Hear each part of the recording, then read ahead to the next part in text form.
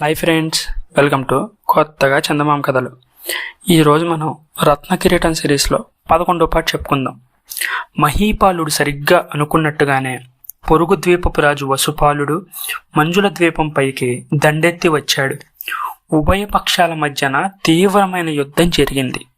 ఆ యుద్ధంలో తపోవర్ధనుడు, మహీపాలుడు కూడా మరణించారు. ఈ వార్త వినగానే మహీపాలుడి భార్య కూడా ప్రాణం విడిచింది. అటు తర్వాత వసుపాలుడు మంజుల ద్వీపాన్ని ఆక్రమించుకొని రత్నకిరీటం కోసం అంతా వెతికాడు. కనిపించలేదు. భటులను నలుమూలలకి పంపి వెతికించాడు. ఫలితం లేకపోయింది. ఇలా ఉండగా ఒక రోజున రాజు వేటకు వెళ్ళినప్పుడు ఆ అడవులలో చెట్టుపైన కొమ్మల సందున దిగదగ మెరిసే రత్నకిరీటం చూడడం తతష్టించింది. కానీ ఏమీ చేయలేకపోయాడు. ఎందుకంటే ఆ చెట్టు మొదలన ఒకానొక భయంకర భూత సర్పం చుట్టుకొని ఉంది. ఆ సర్పానికి కన్నులు మినుకు మినుకు అంటున్నవి. కాళ్ళకి పంజాలు, పులిగోళ్లు అమరి ఉన్నాయి. చర్మం అంతటా బలిష్టమైన డెప్పులున్నవి. మొసల్లాగా కనిపిస్తుంది. అది నోరు తెరిచి బొసలు కొడితే అగ్నిజ్వాలలు ఎగసి వస్తున్నాయి. వసుపాలుడు కోటకి మరలిపోయాడు. ఫలానా చోటన రత్న కిరీటం ఉంది, దాన్ని ఎలా అయినా తీసుకురండి అని భటులకు ఆజ్ఞాపించాడు. భటులందరూ పోయి ప్రయత్నించి విఫలులయ్యారు. అప్పుడు రాజు ఆ భూత సర్పాన్ని చంపి ఎవరైతే రత్న కిరీటాన్ని తెస్తారో వాళ్లకు కోరుకున్న బహుమతి ఇస్తామని దండోరా వేయించారు. ఆ చాటింపు ఉన్న ప్రతి వారికి ఆశ కలిగింది. కానీ వెళ్ళి ప్రయత్నించిన వారందరూ ఆ భూత స్వర్పం వెలగక్కే మంటలకి ఆహుతి అయిపోసాగారు. చివరికి రాజు విసుగు చెందాడు. పేరు పొందిన జ్యోతిష్కులను పిలిపించి కిరీటం పొందే మార్గం ఏంటి అని ప్రశ్నించాడు. వాళ్ళు చక్రాలు వేసి అంకెలు గుణించి, మహారాజా, ఏనాటికైనా రత్న కిరీటం వారి వంశస్థులకే చిక్కుతుంది, కానీ ఇతరులు ప్రయత్నించి లాభమే లేదు అని చెప్పారు.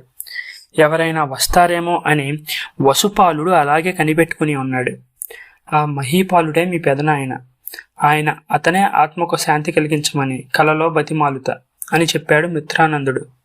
తరువాత మళ్ళీ, కుమార చిత్రబాను, ఆ రత్నకిరీటం సంపాదించి తీసుకురావడంతో మీ పెదనాయనకు ఆత్మశాంతి కలుగుతుంది, కుటుంబ గౌరవం నిలబడుతుంది. మీ తాత అమరభూపతి నీ కోసం బెంగ పెట్టుకుని ఉన్నాడు. ముందు అక్కడికి పోయి అతని దీవెన పొంది మరీ బయలుదేరు, నీకు మేలవుతుంది అంటూ హితవు పలికాడు. చిత్రవానుడు మగధ రాజ్యానికి బయలుదేరాడు. ఆనాడు మందపాలుడు ప్రమోదుణ్ణి అగ్ని ప్రమాదం నుంచి కాపాడే, తర్వాత అర్ధకర్ముడి భార్యకు కూడా రక్షించినందుకు గాను తిరిగి అతను కారాగారానికి వెళ్ళినట్టు చెప్పి ఉన్నాం కదా.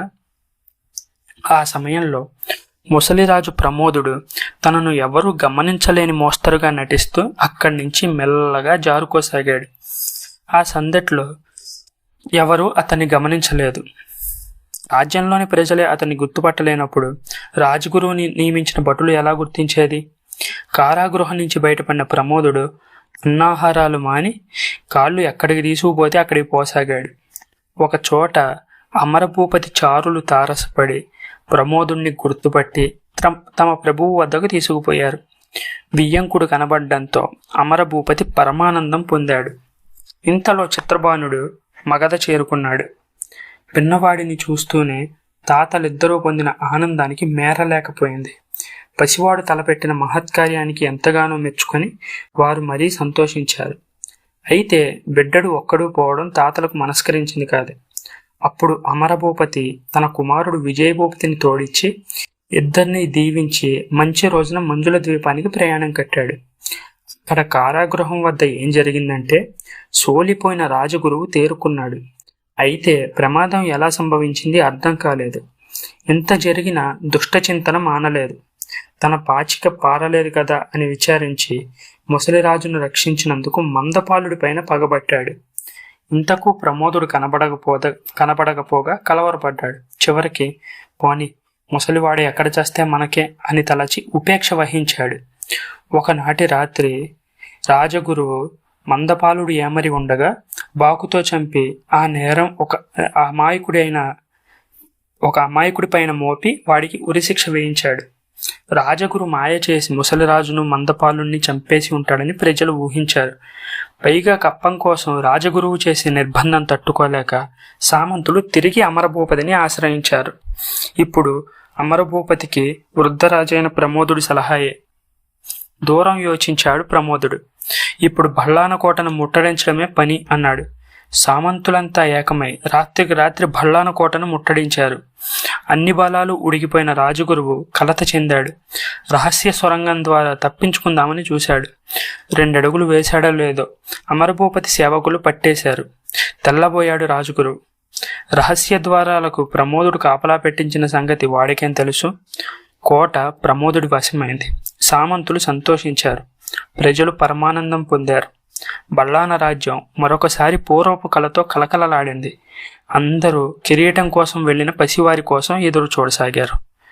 ఆ పసివాళ్ళు తిరిగి వచ్చారా? వాళ్ళు కిరీటంతో వచ్చారా? వాళ్ళకి ఎటువంటి ఆటంకాలు ఎదురయ్యాయి? ఇలాంటివన్నీ తెలుసుకోవాలంటే నెక్స్ట్ పార్ట్ వచ్చేదాకా వెయిట్ చేయాల్సిందే. నెక్స్ట్ పార్ట్ నేను రేపే అప్లోడ్ చేస్తాను.